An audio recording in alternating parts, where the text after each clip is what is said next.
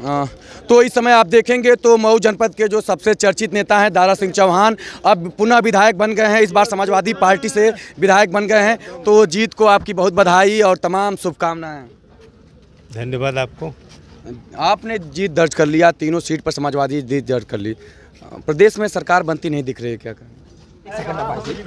बाजी, आपने चुनाव जीत गया है जी भैया, तो फिर आगे की क्या जनता के बीच जाएंगे तो क्या आगे का? अभी तो फिलहाल पार्टी कार्यालय जा रहे हैं और वहाँ पे आगे के जो भी निर्देश होंगे पार्टी के उसको फॉलो किया जाएगा। कितने मऊ सीट कितने आप जीते हैं और कौन कितने भाजपा के पास गई है? लगभग 40,000 वोटों से मैं बीजेपी से चुनाव जीता हूँ।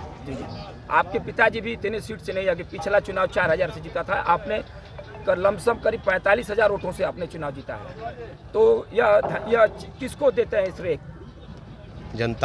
जनता को दे रहे हैं। हमेशा जनता ने ही जिताया है, जनता ने ही अपने सर आंखों पे बैठाया है, क्योंकि उनके मान सम्मान इज्जत आबरू की लड़ाई हमने लड़ी है, हमेशा आगे भी लड़ते रहेंगे। जनता ने इस भरोसे के तहत मुझको अपना विधायक चुना है और मैं आपके माध्यम से अपनी जनता से ये वादा करता हूँ कि कभी भी उनको उदास नहीं होने दूंगा, उनके सुख दुख में हमेशा उनके साथ खड़ा। आपकी सरकार, आप तो चुनाव जीत गए लेकिन आपकी सरकार नहीं आ रही है, इसके लिए क्या? देखिए, इस बारे में मैं टिप्पणी इसलिए नहीं कर सकता हूं कि मुझे अभी कोई जानकारी नहीं। आप भी जानते हैं कि मैं अंदर से बाहर निकला हूं तो मुझे मालूम नहीं कि कहां क्या हो रहा है।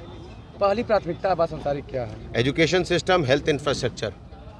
एजुकेशन में क्या विश्वविद्यालय बनाने में प्राथमिकता रहेगी? आप मेरी मदद करेंगे? बिल्कुल। कैसे? आप मेरी मदद करेंगे? मैं जब विधानसभा में ये सवाल उठाऊंगा तो आप क्या मेरे साथ बैठेंगे धरने पर? अगर नहीं इसको किया जाएगा तो प्रश्न का उत्तर दीजिए। आपके धरने पर जाऊंगा, सवाल आप पहले नहीं, आप मेरे साथ बैठेंगे, कैमरा लेके टीआरपी के लिए नहीं, मेरे साथ बैठेंगे। हाँ तो बस नहीं, आप सवाल कीजिए। मगर देखिए, इन्होंने कहा विश्वविद्यालय, मैंने कहा एजुकेशन सिस्टम और हेल्थ इंफ्रास्ट्रक्चर। आप बताइए इसमें फर्क है कि नहीं है? प्रश्न को प्रश्न की तरह सुनिए और उत्तर को उत्तर की तरह सुनिए जनाब। तो क्या लग रहा है अब जनता के बीच, जनता का विकास, जनता को क्या क्या चीज मुहैया कराएंगे आप विधायक? दो चीजें आपको बताई ना जो सबसे जरूरी है। पिछले 5 सालों में जो जनता के पास थी चीजें उसको छीन लिया गया। ये दोनों चीज, हेल्थ और एजुकेशन, ये दोनों वापस जनता को देने की पूरी कोशिश किया जाएगा। जो एक विधायक के मत में होता है, जो विधायक की जितनी ताकत होती है, उस ताकत में मैं अपना जो कुछ होगा वो सब कुछ लगा दूंगा। धन्यवाद। थोड़ा सा अब चलिए भैया, पार्टी कार्यालय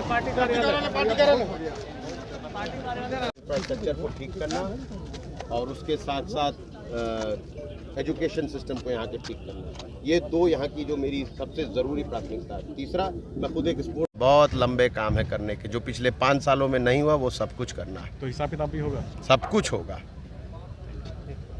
बुलडोजर पे क्या कहेंगे? तो बुलडोजर, हम लोग विनाश नहीं विकास वाले लोग हैं। हम लोग विकास करते हैं, विनाश नहीं।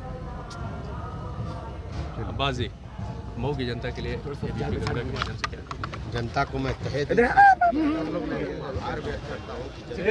मुझे थोड़ा सा इतना बड़े जिम्मेदारी पद पर बैठाया है और मैं भरोसा दिलाता हूं मऊ की इस आवाम को कि यहाँ का एक एक व्यक्ति, चाहे वो किसी भी दल, किसी भी जाति, किसी भी धर्म से क्यों ना ताल्लुक़ रखता हो, मेरा कर्तव्य है उन सब का काम करना, उन सब की हर सुख दुख में साथ रहना। मैं हमेशा खड़ा रहूँ।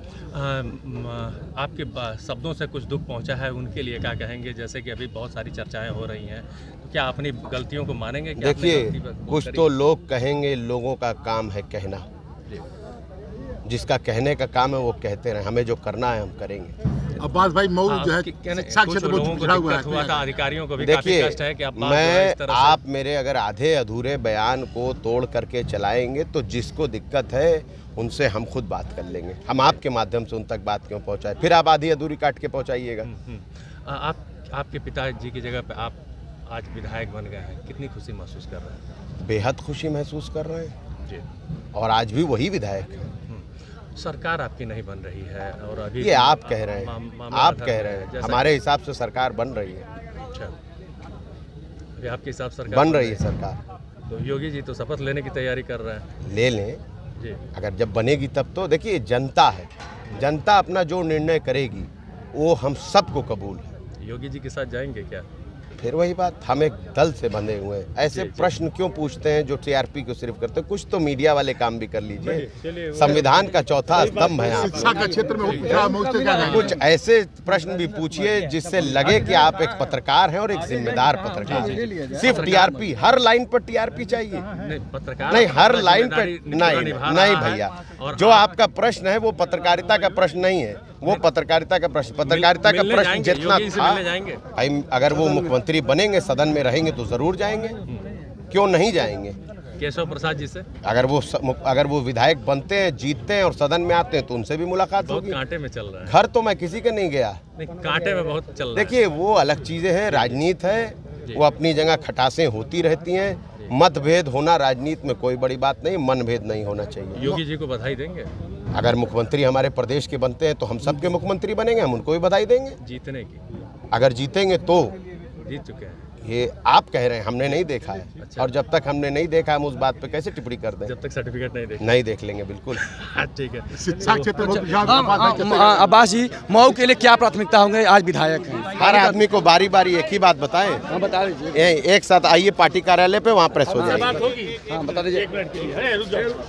हम बात करेंगे।